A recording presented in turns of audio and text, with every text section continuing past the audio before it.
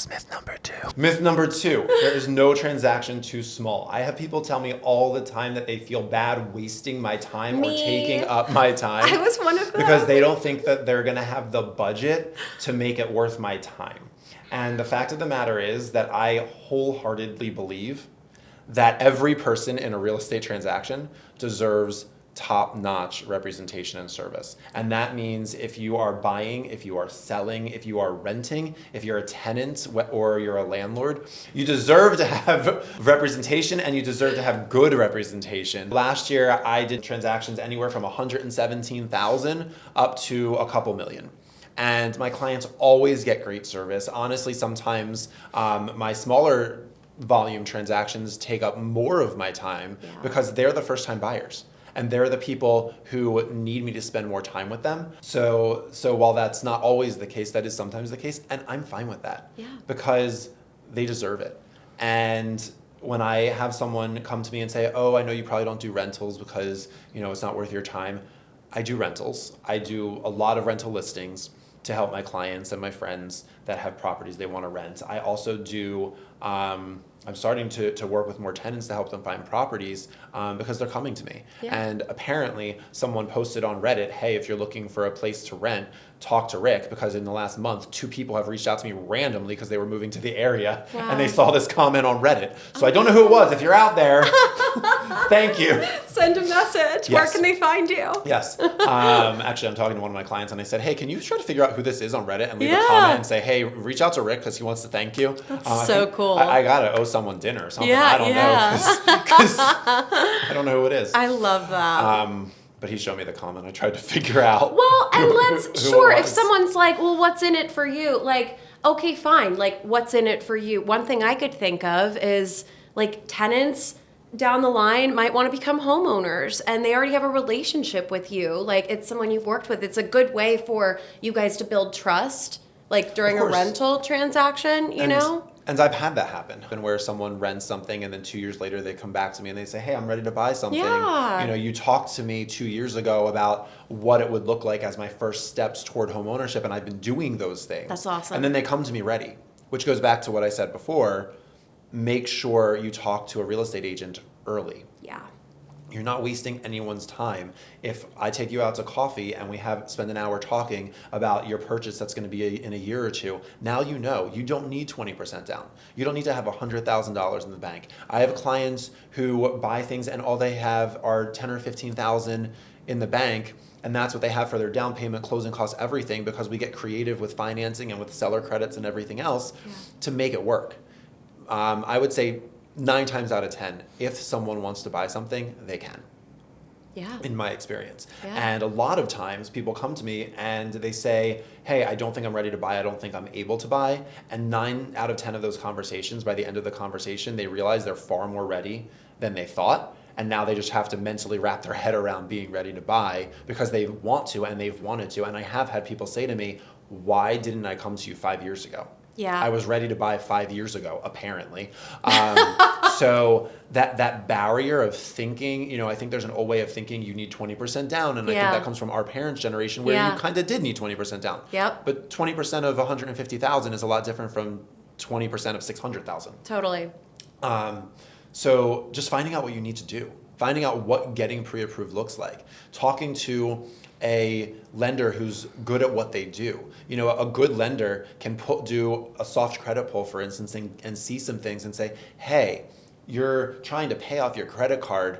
Instead of paying off your credit card, why don't we hold on to that cash and use it toward a down payment, because you're actually not leveraging." Or I've had a lot of times where, and this is not financial advice for anyone, you got to check on your own, but I've had some times where a lender will say, "Hey, you're paying, $600 a month on your car and you have a year left. Why don't you pay off your car loan and then you can qualify for a $600 a month bigger payment." Yeah. So instead of putting, $40,000 down on your place, you'll put $35,000 on your place, but you'll be able to get, $80,000 to $100,000 more in your budget and actually get what you want. So there's creative things we can do. If you have the right team around you and you have people who are able to think creatively with you. I mean, I'm a product of that. I mean, we had that exact conversation. I mean, I remember when we, like, our first, like, official meeting, like, about, like, what my plan was. I was still in a place of, like, post-divorce. Finances look very different for me than they did 2 years ago, 3 years ago, whatever. Like, I was not expecting to hear, you're in a good place. Like, let's do this. We can start looking. Like, we could talk to the lender, get you pre-approved, And after that conversation, it happened quick. It happened very quickly. But I went into it with worst case scenario. And that's even me, like, just as a person, I tend to err on the side of positivity. I'm also in the business. I'm a former lender, and I still went in thinking, like, I don't know if I'm going to qualify. And then after talking to you, it was, oh, wait, this might actually work. And, like, yeah, it happened. Gosh, what was it? It was like a 3-week close or something. Yeah. A little over 3 weeks. I mean, we only looked for what, maybe 2 weeks? Yeah, it was 2 weeks. Yeah. I think Once it was you 2 actually got weekends. started. Yeah, exactly. Yeah, myth number 3. It takes 3 months, 6 months, a year to find the place that you want. I think there are agents out there who let their clients run the show and wait for their clients to send them things they want to see, and don't steer them in any direction. And then it can take 3 months or 6 months or a year. Sure. And then there are agents who really help their clients figure it out. And that's why I don't understand these services where you see a property with one person and then another person and another. How are they ever going to get to know you as a client and understand your needs? Yeah. I take my clients out, I call it a Gilligan Tour, because it's a 3-hour tour. I'm dating myself. But I call it a Gilligan Tour because the first time I go out with clients, we set up a search for them, a collection, on Compass's website. And I try to get it into the 50 to 60 property range, because it starts with hundreds, and we start narrowing it down. Sometimes it's less depending on how specific they are, but if there's 150, I say, all right, let's narrow this a little more, because we're going to start with what you want, not what you think you have to settle for. Yeah. So we try to get it in that 50 to 60, 40 to 60 range. Then I say, all right, you're going to go through these, and you're going to pick out your top 4 or 5 properties. Not 7, not 8, not 6, 4 or 5. And that's going to help you really have a conversation with your partner, with yourself, with whoever's giving you a down payment, whatever it might be, of what your real priorities are and what you want. Because if, I've had clients send me 10 or 12 and say, these are our favorites, and I say, no, pick your 4 or 5 from that list of 10. Mm-hmm. And they have to further discriminate what they like and what they need. And so when we go out on our 3-hour Gilligan Tour, they're able to really see what they like and what they don't. And I would say about 25 to 30% of the time, we end up writing on one of the properties that they see during their Gilligan Tour. Mm-hmm. Because we've really narrowed it down to what they want. They've looked at all the inventory, but they've really thought critically about it. Now, the other 75% of the time, it's not the one, but what that tour allows me to do is understand them as clients, understand them as buyers.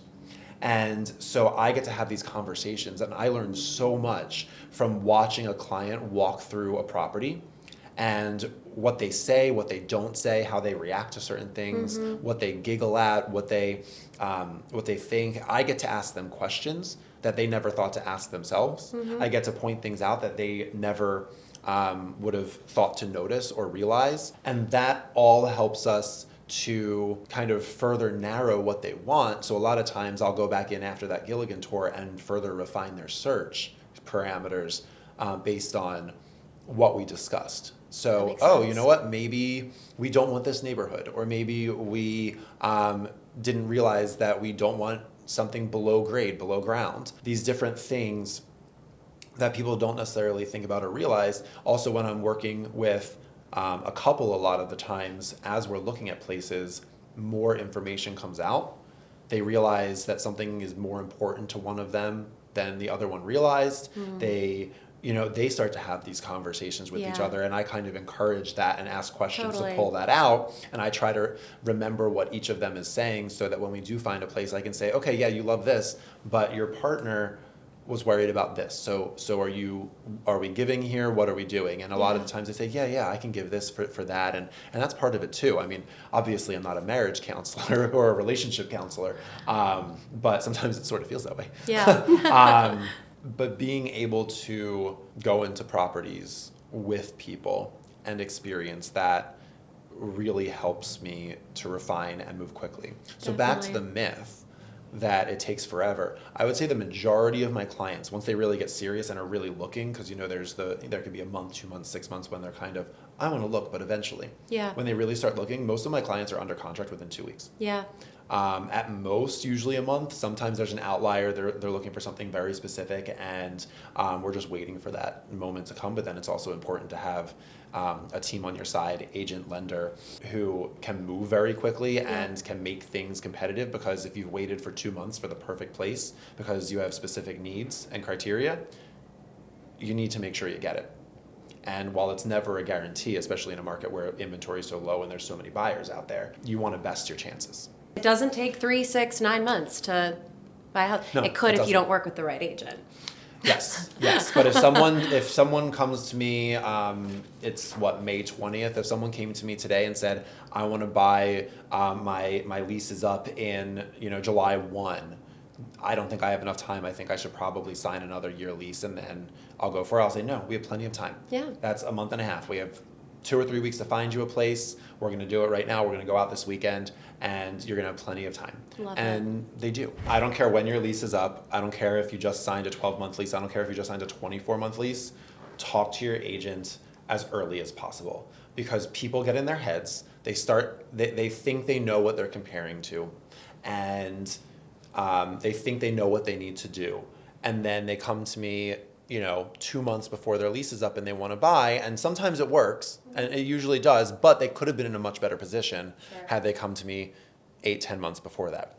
So one example, a conversation that I have all the time with people who are renting is, you cannot compare your rental payment to your mortgage payment. Oh. It is not apples to apples, it's apples to oranges. And there's a number of things involved in that. So one of the conversations I have, especially with my first-time buyers, is, okay, you're renting for $3,500 a month. And they say, okay, I don't want my mortgage to be more than $3,800 because I can afford $35,000. I'm okay with $38,000. And then I say, well, are you aware that the mortgage interest and your property taxes are a tax deduction? And they say, wait, what? And I say, yeah, up to $750,000 as of the filming of this session of your mortgage interest is a tax deduction. So when we figure it out, and I always give the disclaimer that I'm not a CPA, but when we figure out a rough estimate, a lot of my clients end up finding out that they save an average of $400 to all the way up to like $1,300 a month on taxes, because they get to write off their $30,000, $40,000, $50,000 worth of mortgage interest. Mm-hmm. They get to write off $30,000, $40,000, $50,000 worth of mortgage interest, which basically means, for the people who doesn't know, this is the teacher in me, for people who don't know, that means if you make $200,000 a year and you can write off $50,000 from your mortgage, you're only taxed on $150,000. So you're saving what, $15,000, $20,000, depending on your tax bracket, in taxes. So divide that over 12 months. So I've had people where we figure out their $4,500 payment is more or less equivalent to their $3,300 rental payment. And that changes people's perspective and their calculus as well, because all of a sudden they can't afford a $400,000 place, they can afford a $500,000 or $550,000 or $600,000 place, and that changes what they've been looking at online. Yeah. So even that, to the question of when to asking early and getting a real sense of what that all looks like, they can look, because everyone likes to window shop on real estate websites constantly. Mm-hmm. So if you can window shop the 500s and the 600s instead of the 300s and the 400s, that might inspire you to become a homeowner faster. Yeah. And the longer you're in the game of real estate ownership, the more it can benefit you. So I always tell people the only way to time the real estate market is to have time in the real estate market, because until you have a piece on the board, you're not playing the game. So once you own something, you have options. Is it the right time to sell? Do you need to keep living there? Do you want to rent it out and have someone else paying down your mortgage while your property continues to accrue value? And that could take 2 years, that could take 10 years, but you have options. Yeah. And that first purchase, that second purchase, are the stepping stones toward the dream home that you eventually want to have. You know, I have clients who bought in their early 20s before I knew them, bought in their early 20s, mid 20s, and they're using that equity from that or the house they bought in between to buy their dream home. But then I have clients who are, you know, in their late 30s, 40s who haven't bought yet, and this is the first time they're buying, and they don't have equity to move around. They don't have a property to sell where they have $200,000 of equity in it. So the earlier you can get in the game, the better it's going to be for you in the long run. And if you're going to rent a 1-bedroom for 5 years while you save up money to buy the house you want, you might as well rent from yourself. Yeah. Buy a 1-bedroom, live in it for 5 years, and then in 5 years decide, do I want to sell this? Do I want to rent it? What do I want to do with this property I've owned for 5 years? Yeah. Because you would have just been paying someone else's mortgages instead of your own.